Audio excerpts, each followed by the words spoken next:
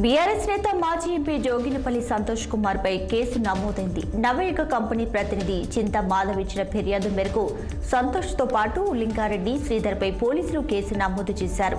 Banjara Hills road number 14లో భూ కబ్జాకి యత్నిస్తున్నారన్న ఆరోపణల మేరకు ఆయనపై పలు సెక్షన్ల కింద పోలీసులు కేసు నమోదు చేశారు. నకిలీ డాక్యుమెంట్లు సృష్టించి భూ కబ్జాకు ప్రయత్నాలు చేస్తున్నారంటూ ఈ నెల 21న పోలీసులకు ఇచ్చిన ఫిర్యాదులో పేర్కొన్నారు.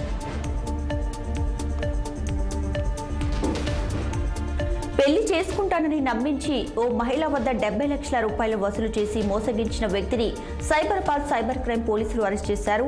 కృష్ణా జిల్లాకు చెందిన రాజేష్ అనే వ్యక్తి ఆన్లైన్ ట్రేడర్ గా పనిచేస్తున్నాడు. మ్యాట్రిమోనీ ద్వారా ఓ మహిళతో పరిచయాన్ని ఏర్పరచుకున్నాడు.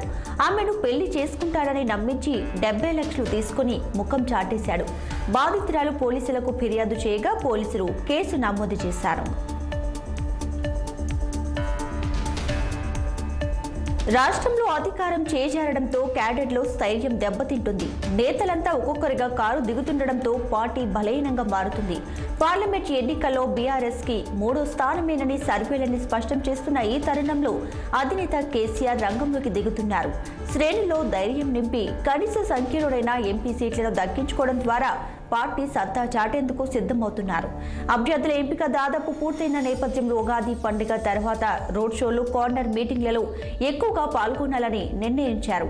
తద్వారా ప్రజలకు మరింత చేరువ కావాలని భావిస్తున్నారు. మొత్తం 17 నియోజకవర్గాల్లో కేసీఆర్ ప్రచారం ఉండేలా పార్టీ శ్రేణులు ప్రణాళికలు సిద్ధం చేస్తున్నారు.